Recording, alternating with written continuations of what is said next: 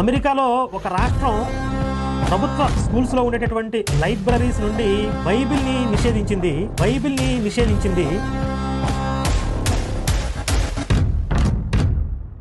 ఇలాగా మొత్తానికి 52 మంది బ్యాన్ చేశారండి. 52 దేశాలు. To ban the Bible from public libraries. Ban the Bible. So it's now banned. Baruch is now banning them after receiving complaints. Baruch is now banning them. ఇప్పుడు మీరు చూశారు కదా, starting లో అమెరికాలో బైబిల్ పైన బ్యాన్ విధించారు, అమెరికాలో పలానా స్కూల్లో బైబిల్ ని నిషేధించారు అని పెద్ద పెద్ద జర్నలిస్టు మేధావులందరూ వచ్చేసి కోడిలాగా కూసుకుంటా పోయారు, ప్రపంచం అంతా వినబడేటట్టు. ఆ తర్వాత ఏం జరిగిందో ఒక్కడు చెప్పలేదండి. ఎర్లీ జూన్ లో బైబిల్ నిషేధించారు అనంతవరకే న్యూస్ చెప్పారు. తర్వాత అందరికి మరి ఏమైందో తెలియదు, సడగా పక్షవాతం వచ్చి పోయారేమో. ఒక్కడు నోరు మీద పట్ల, ఒక్క మీడియా వాడు మాట్లాడట్లా.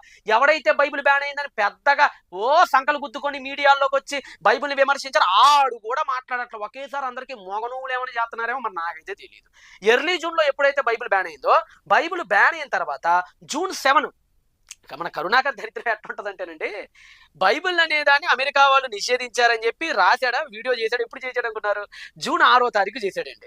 June 6 2023 చేశాడు ఆ వీడియో. నిజంగా ప్రకృతి ఎక్కిరిత్తు, ప్రకృతి వెనక సీటు చూపిస్తూ మన కరుణాకర్కి June 7 అదే డేవిస్ స్కూల్కు సంబంధించినటువంటి విద్యార్థుల పేరెంట్స్ తిరిగి కంప్లైంట్ రైజ్ చేశారు, అప్పీల్ చేశారు పైన కోర్టుకి. ఏమని? అసలు మీరు బైబిల్ ఎందుకు తీశారు, బైబిల్ తీయాల్సిన అవసరం ఏముంది, ఆవిడెవరో లేదంటే ఆ ఎక్స్ పేరెంట్ ఎవరో కంప్లైంట్ ఇస్తే మీరు బైబిల్ తీసేస్తారా అని చెప్పి వెంటనే అప్పీల్ చేశారు June 7. అంటే చూడండి నిజంగా ఎంత విచిత్రం అంటే, June 6 మనోడు బైబిల్ బ్యాన్ అయిందని సంకలు గుద్దాడు, కరెక్ట్ గా తర్వాత రోజే 7వ అప్పీల్ జరిగింది. నిజంగా మనోడికి తెలిస్తే పెట్టేవాడు కూడా కాదేమో ఆ వీడియో.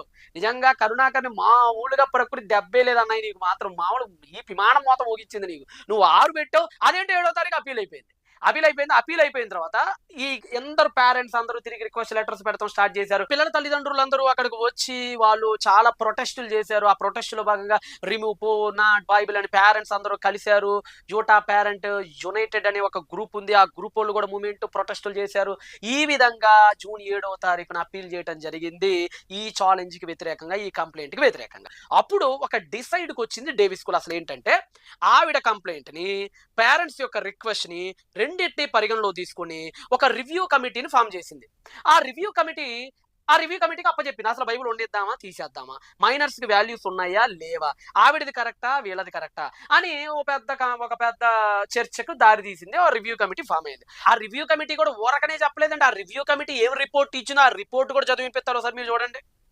ఇదిగోండి, the district review committee reviewed the book in its entirety and determined that the book does not contain sensitive material as defined in Utah Code 76-10-1227 and 1201 and 1203. అంటే ఈ యూటా కోడ్ లో చెప్పినట్టుగా మైనర్స్ కి సంబంధించినటువంటి sensitive content ఏమీ బైబిల్లో లేదు.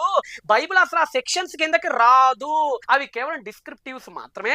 అంతేకాదు పిల్లలని బాగుపరిచే విషయాలు బైబిల్లో చాలానే ఉన్నాయి. నిజంగా బైబిల్ చదివితే మైనర్ విద్యార్థులు బాగుపడతారని ఆ రివ్యూ కమిటీ మొత్తానికి తేల్చి చెప్పి June 20 2023 మరలా తిరిగి బైబిల్ని ఎక్కడ నుంచైతే తీశారో అక్కడే తీసుకెళ్లి పెట్టారు.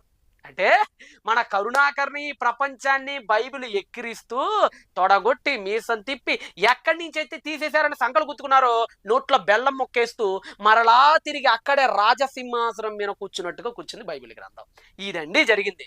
అంటే ఎర్లీ జూన్ లో బైబిల్ తీసేసింది మాత్రం చెప్పారు, కానీ 2 వారాల్లోనే తిరిగి మళ్ళీ అదే డేవిస్ స్కూల్లో తీసుకెళ్లి మళ్ళీ బైబిల్ పెట్టారు. మరి ఇది చెప్పలేదే, ఇది చెప్పరు.